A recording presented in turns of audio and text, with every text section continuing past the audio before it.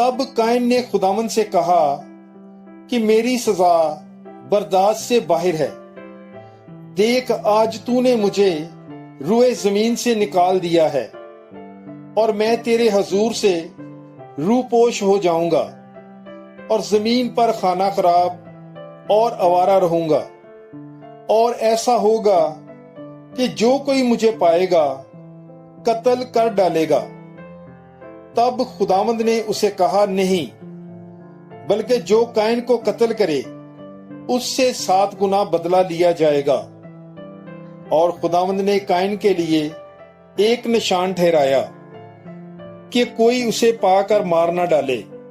सो कायन खुदावंद के हजूर से निकल गया और अदन के मशरक की तरफ नूद के इलाका में जा बसा। पैदाइश की किताब 4 बाब 13 ता 16 याद तक। God bless you. Bible is life.